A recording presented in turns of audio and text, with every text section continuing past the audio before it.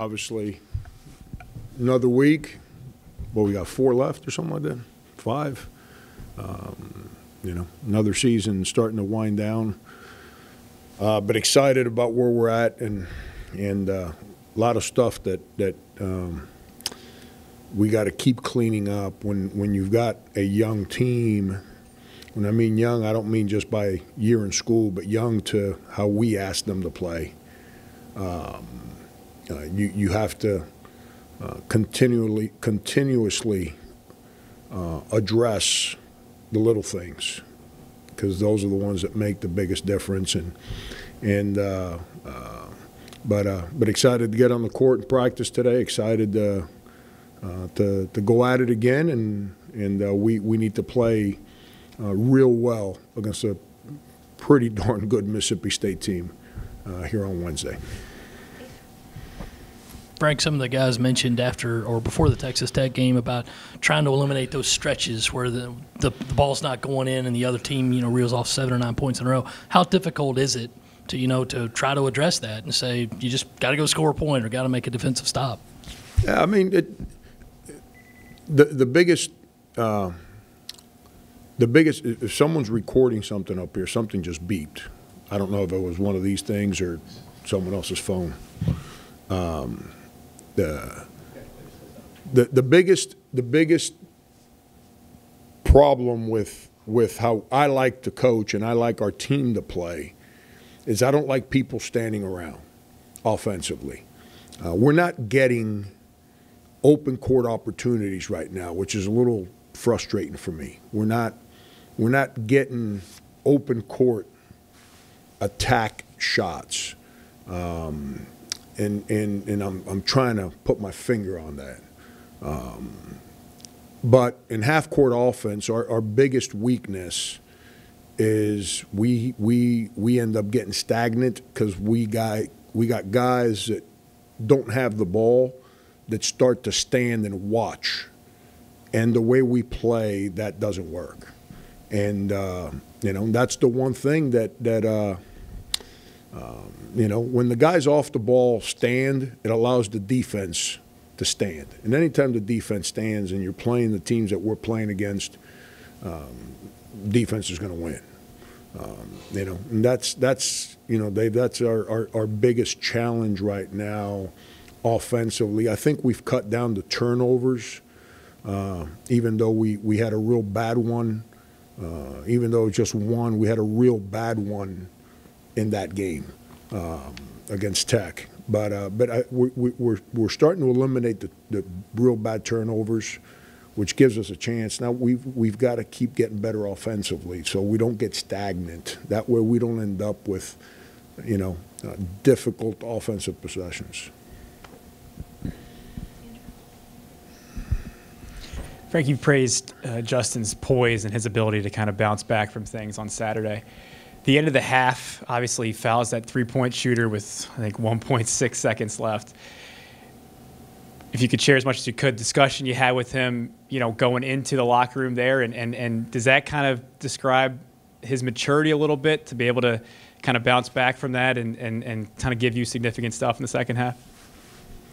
Yeah, it wasn't a very good basketball play. It was a poor decision on his part. But the game is fast, and you're talking about a freshman in zone coverage losing,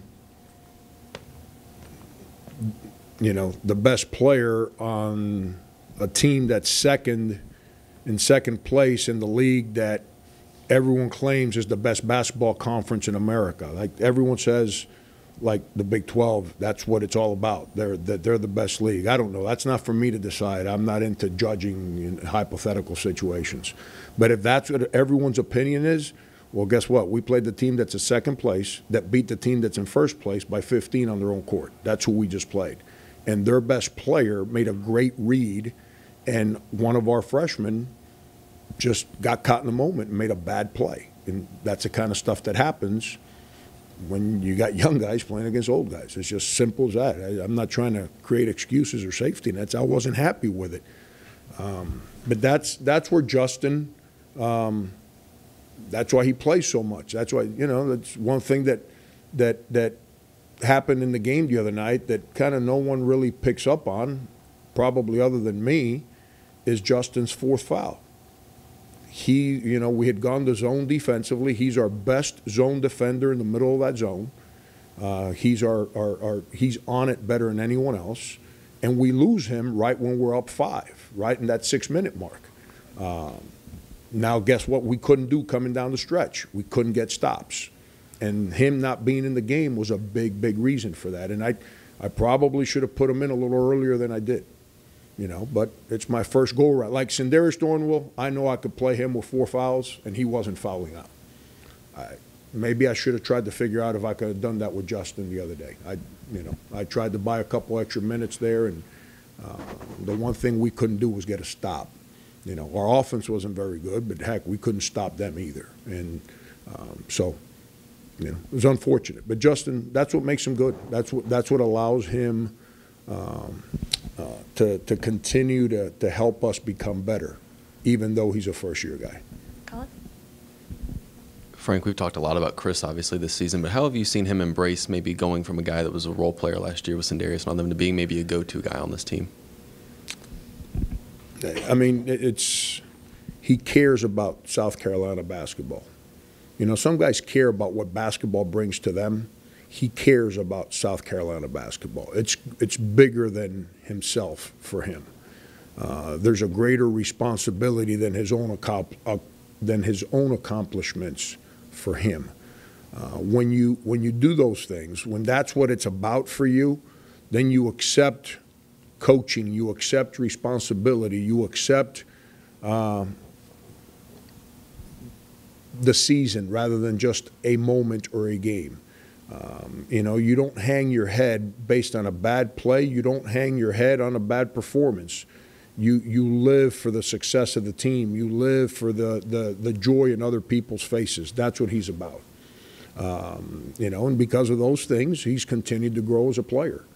He continues to get better. He's still, he's scratching the surface of who he can become as a player. It's still not where it needs to be. But he's such a committed young man to represent our program the right way, to play within our structure. That's why he keeps getting better, and that's why, in his time here, even though he hasn't been the frontline guy the first 2 years, we set school records for wins because we got people like him in our program. And that's why this year, we've been able to continue to improve and not, when we didn't play a great game in New York against Temple and he wasn't very good in that game, we didn't come in and pout the next day. We kind of went back to work and try and get better.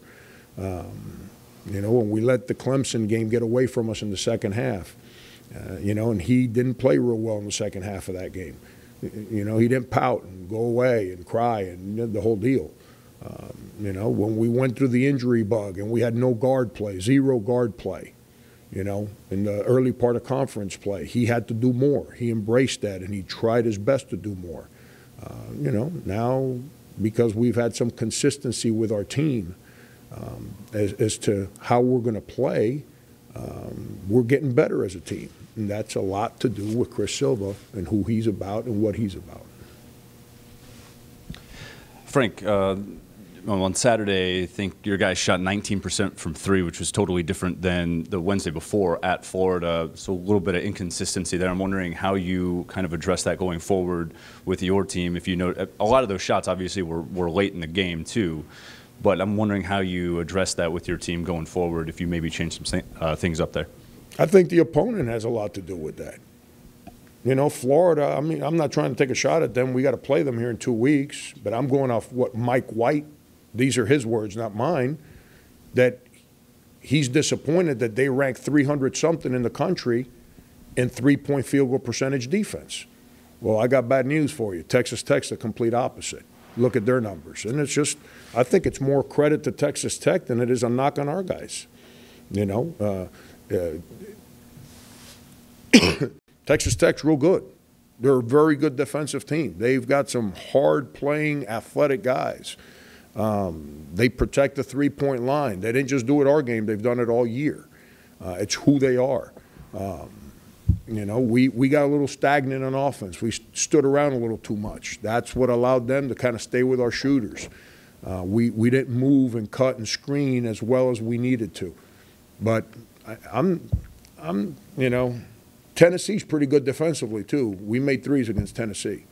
You know, our biggest problem that we have is offensively when you play teams like Tennessee and like Texas Tech, who are very athletic and experienced and very good defensively, your window for a pass is like that big. It's not that big, it's that big. And if your pass is off time or off target by that much, your shooter's not getting a clean shot off. And that happened to us against Texas Tech. And we weren't as good in our decision making and our passing as we were against Florida. You know, but with all that said, I don't want to say we're in control of the game in the second half, but we were in control of the game in the second half. And then we couldn't stop them the last 5 minutes, and we obviously couldn't score the last 5 minutes, and that created a problem. But even with all that said, if we make 2 free throws with 1:50 to go, or 2:10 or whatever it was, which, you know, Wes Myers in the Florida game, he's got 3 possessions coming down the stretch where he pulls up for a floater in the lane, he drives, drops it on Chris for a dunk, gets fouled on another drive, up 3 with a minute to play, and he makes both free throws, both sides of a one-on-one, puts you up 2 possessions. A lot of if and you-know-whats get you you-know-what, okay? But if he makes 2 free throws with 2 minutes to play, we're up 4. Does Texas Tech shoot a little earlier on the clock instead of taking it to the end of the clock and letting their best player take that 3 at the end of the clock against our zone? I don't know. But that's why as coaches we don't worry about all that stuff. We don't dwell on the if and whats, and if we didn't get it done. You know, simple as that. And but credit Texas Tech. They had a lot more to do with our bad 3-point shooting than our guys just struggling to make shots. Coach, as you're in the final stretch of the regular season, I know you talked about it before. This is pretty much it. You know, you got 1 more month to go to really be able to make things happen. With the success you guys have had the last 2 weeks, it's probably the best span that you guys have had against, you know, going up against ranked teams and having those wins. My question to you is that something that you can teach your kids in the sense of handling success, or is that something as players they have to be able to learn on their own? A little bit of both. A little bit of both. I mean, there's self-accountability. There's, you know, the old intrinsic motivation stuff. I mean, you know, it's if you need outside motivation to get you to do your job, you're probably never going to be very good at your job. You got to have an inner core value of the work ethic that it takes to be good at something, and when you get good results, you don't need a coach to tell you, like, hey, you're this close to becoming a pretty darn good basketball team, or the converse part, like you're this close to you need to work a little harder and a little more efficiently so we can get that much better. I mean, you know, it's a little bit of both. You know, it's like the old, you know, half full, half empty perspective. To me, neither perspective is worth a darn. The whole perspective should be, we need to fill it up. Who cares if it's half empty or half full? The bottom line is it's not full. So we have to work at getting it filled to the top, and that's the only thing that matters. That's the way I approach things. I think kids have to figure all that out, and through experience, you know, they get to improve on how to handle those moments, to understand that, you know what, we're close, you know. But truth be told, do you think Mississippi State cares that we just play 4 ranked opponents? They can care less. And they got a team full of guys that have been going at it together for 3 years. All that is irrelevant. They're going to come in here and try and knock our heads off. And they're a good basketball team. And they have performed. I think they got 16 wins on the year, 15, 16, something like that. They're a good basketball team. So we need to not worry about that stuff. We don't need to worry about March 1st. We don't need to worry about Texas Tech. We need to worry about being the best we can for the next 2 days so we can have a chance to play well on Wednesday. Frank, you just kind of touched on it there for a second, but at what point do you as a coach just internally kind of start looking at the tournament and bubbles and what you need to do and what your team needs to do and kind of crunching those numbers, and how difficult is it for you to keep a young team, as you describe them, from paying attention to that stuff at this point? Yeah, I don't, John, I don't pay attention to it. I really don't. You know, some people get engulfed with the 24-hour reporting. Now you're in, you're out, you're in, you're out, you're in, you're out, you're in, you're out. This game, that game. Let's say we lose to Mississippi State, okay? Does that mean we're not going to the NCAA tournament? You know, we win 7 games after Mississippi State. We're going to the NCAA tournament. Yeah, you see what I'm saying? It's about the next game. You know, you can't worry about the 26th mile of the marathon when you're on the 18th mile, or you get overwhelmed with how much you still got to go, as tired as you are. Just worry about the 18th mile, and worry about the 19th mile, and worry about the 20th mile. And just that's the perspective we like to keep. There's not a team on our schedule that we're going to win because we show up. There's not a team on our schedule that we can't line up and figure out a way to beat. You know, it's just it's simple as it is. I used to get wrapped up as an assistant coach and all that nonsense, and then my second year at K-State, I think I've shared this with you guys before, which is the only year we didn't make the NCAA tournament there. You know, we had a game. We're right there. And we got a game at Oklahoma State. I believe it was our second to last game of the year. And I told our guys, I said, you want to go to the NCAA tournament? You got to win this game. If you don't win this game, it's going to be hard. But we didn't win. How did I help my team by saying that to them? You know, you know, life is not like, I tell our players this, life is not like music, man. You don't get to hit the rewind and listen to your favorite song again. You get one chance to listen to that song. And that was my only chance to play that song that year, that moment.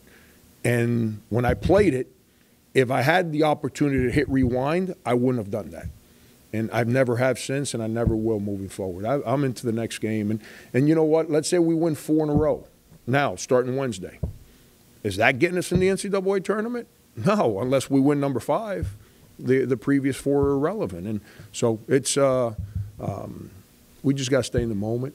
You know, and it's harder in today's day and age because of social media, because of the different ways that so many people have access to your players. It's harder, but that's all right, man. It's all part of it. You know, what we learn going through all this is how committed we have to be to each other in that locker room, and our vision and what we're trying to do. Because without it, we have definitely March is not an option unless that's in place. With this Mississippi State team, just what kind of a challenge do they pose to your guys' interior defense, and how will they kind of test that? Yeah, they've got a young man. I'm probably going to mispronounce his name. Ado, A-D-O, who's the best post player that Ben's had since he's been there at Mississippi State. Can really score on the interior, rebounds the basketball. He runs plays for him. And you got Alaric Hallman, who's a 6'10 gazelle that has gotten better every single year. He's having a very good year for them. Can shoot the 3, can post, very athletic, has played well against us the last 2 years.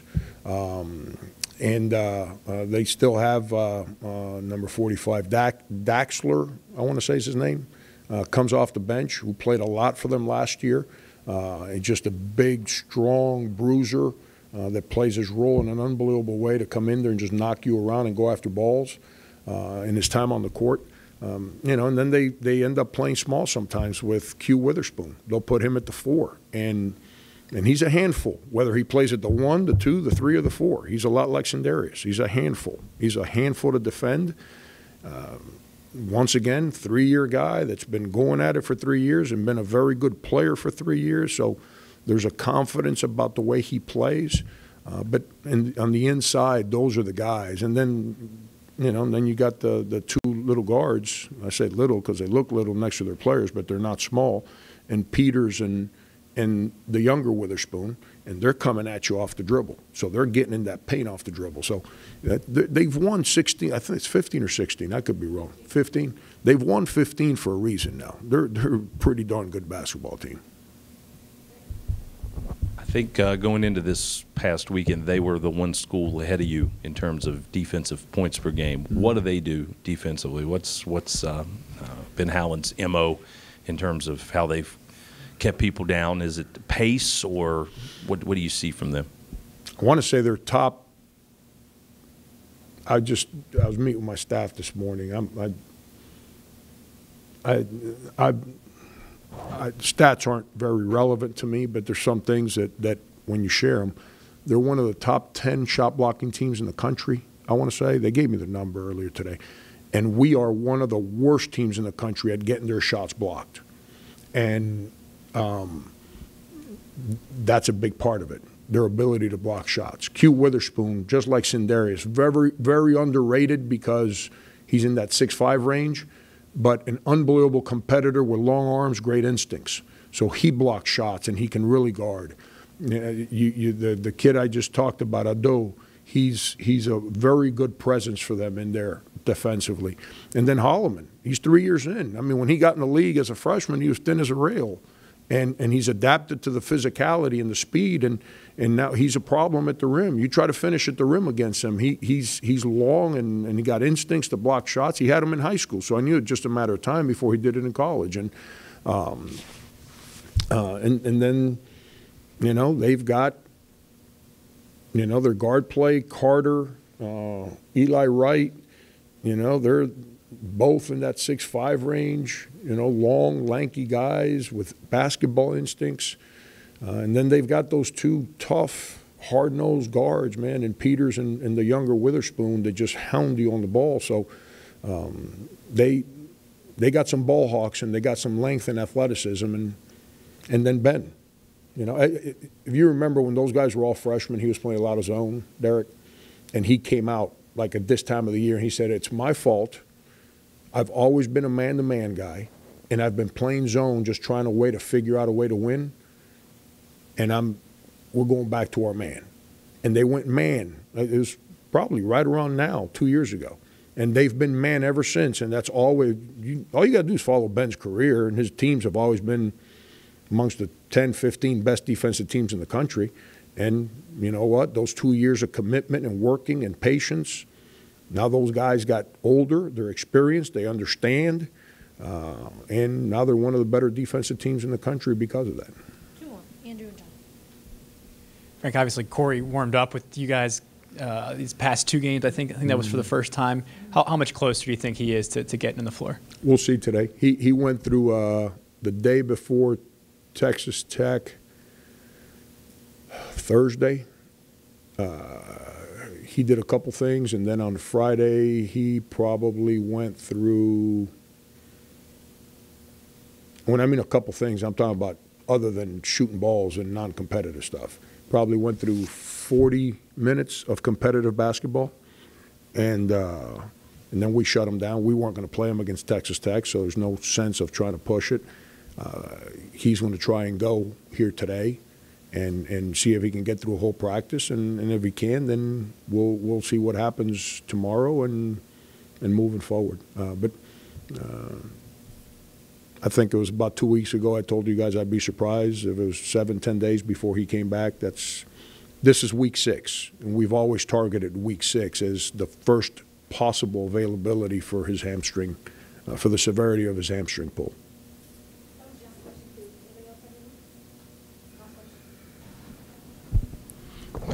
Your thoughts on the SEC Big 12 Challenge and the SEC winning for the first time, especially as you said, everyone considers Big 12 the top league in the country? Yeah, what help me out here? What were the teams that lost? We lost. Who else lost? Who else lost? Georgia lost. At K-State. Ole Miss lost. Ole Miss lost where at? At Texas. And then A&M lost at Kansas. If we hold court at home, You know, we played one of the better teams in their conference. You got to understand, they beat West Virginia.